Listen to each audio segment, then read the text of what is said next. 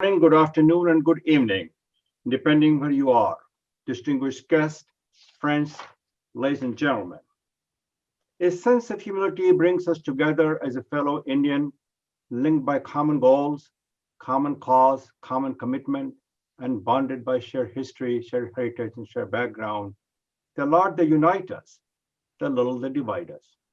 Our bonds are stronger than the differences that too often drive us apart. Thank you, Utkarsha, for that kind introduction. You did a fabulous job. I must have you everywhere for my introduction. I'm deeply grateful to all of you for your warm welcome. I want to thank the Jaihind People's Movement, especially Dr. Sudhir Thambi and Ashok Karamar for inviting me to address this virtual global audience today, which happens to be the 151st birth anniversary of Mahatma Gandhi. Thank you, Dr. Thambi, for your leadership and all you're doing to make a profound difference in people's lives. A number of illustrious political and civil society leaders, humanitarian and Gandhians, are addressing this conference over the next several days, including my dear friend Sam Petroda. I am privileged and honored to be among this great lineup of speakers. I applaud the work that Jaihind is doing, especially in Maharashtra, and your mission, which is creating a responsible, learned, and committed citizen, is indeed a noble mission. The building block of a great nation and society is a well-informed citizenry. Informed citizens keep leaders accountable. Citizenry, its meaning and responsibility that comes with it, has been one of the areas that I have been engaged in for close a decade and a half through my writings and a foundation that my wife Debbie and I launched to address an increasing civic engagement deficit around the world, including the United States and India. As someone who believes that it's imperative to prepare the citizenry for the challenges and opportunities of our time, your work is extraordinarily important. I cannot thank you enough for hosting this conference, which is taking place in the backdrop of two grave crises that we are facing. The first one is a health crisis. I'm confident that our scientists will be able to tackle COVID-19 sooner rather than later by developing a vaccine or multiple vaccines. The second crisis we are facing today is the political in nature. It is an increasing deficit in democracy and liberal values, a right wing of demagogue and suppression of human rights and religious freedom in many important parts of the world. The antidote, the vaccine for that is the teaching of leaders like Mahatma Gandhi and the work that civil society organization like yours is doing. My remarks today will focus on that aspect within the context of the topic of this session, which is Mahatma Gandhi, peace, harmony, and progress. I will share my thoughts with you, not an expert in any of these topics, not as an academic, not as a researcher, but as a civically engaged Indian American business person whose motherland is India, whose homeland is the United States of America. I deeply love both countries and recognize that they're by far the two largest democracies in the world, and the future of these democracies is central to the future democracies and democratic values worldwide, and the vision of Mahatma Gandhi and Martin Luther King. With that preamble, let me start by focusing on the state of democracy in the world today.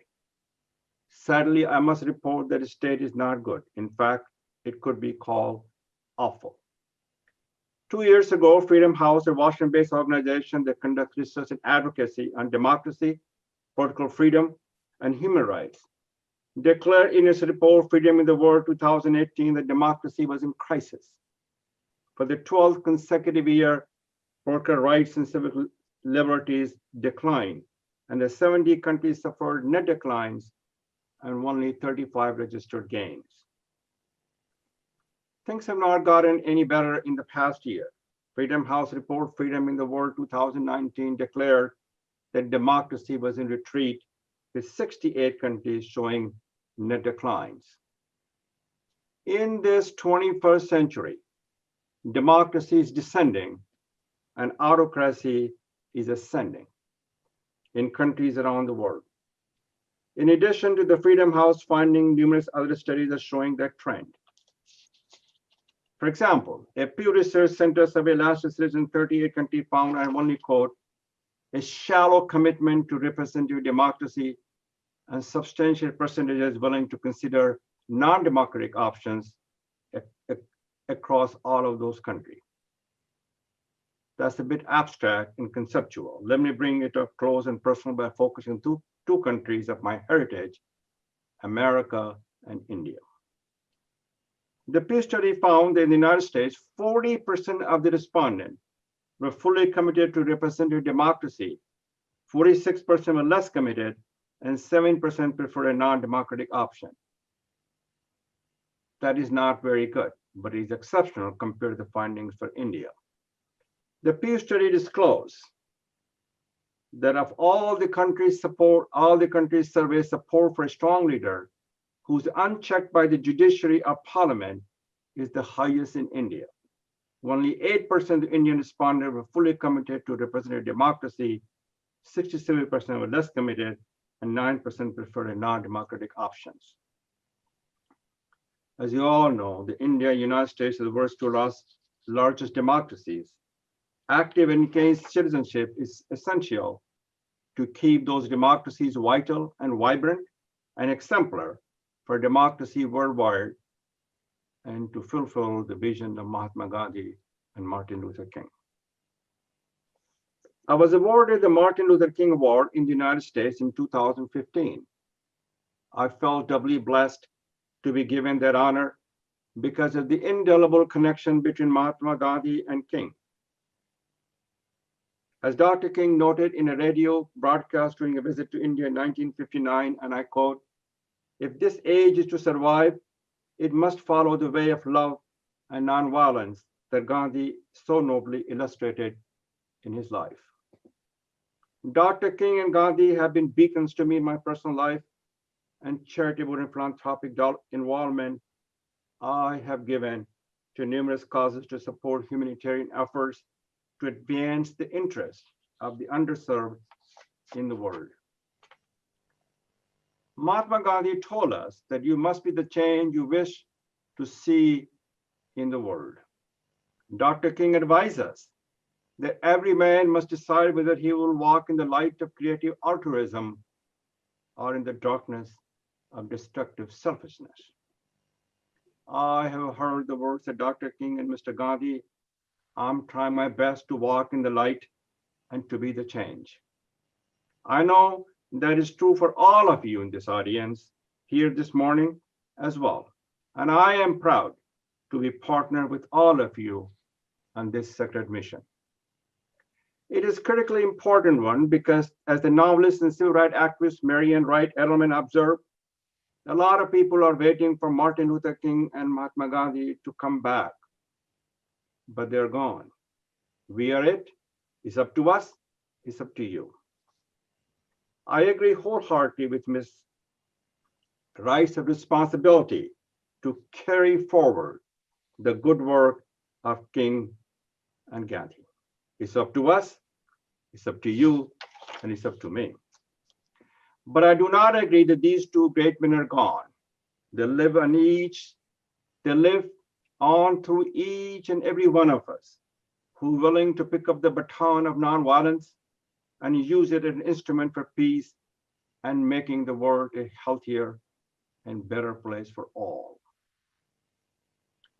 Now let me share some thoughts on what we can do to working together to build communal peace and harmony. Consider the teaching of Pandit Malavia, the founder of Banaras Hindu University. He was a visionary who saw the world not through religious blinder, but through an expansive view of what a strong and inclusive faith can do to unite rather than divide us. Pandit Malavia instructed, India is not a country of Hindus only, it is a country of the Muslims, the Christians, and Parsis. And the countries can gain strength and develop itself only when the people of India live in mutual goodwill and harmony. Taking a lesson from him in order to create an atmosphere of communal peace and harmony, we need to discover our spiritual common ground. That is because spirituality transcends religious, racial, and regional boundaries. The spirit is the invisible force that brings us together regardless of our particular predisposition. It allows us to look to the heaven and to the God whom we worship, but to look at the earth and the people and the family that we are. There are many actions the members of that family can take to move towards communal peace and harmony. In my opinion, the key actions and actors include religious leader promoting interfaith dialogue, political leaders promoting a framework for unity, citizen leader promoting communications and collaborations. The religious leaders are in a unique position to build bridges, to break down the barriers, to promote dialogue of understanding, to forge strong bonds among different faiths.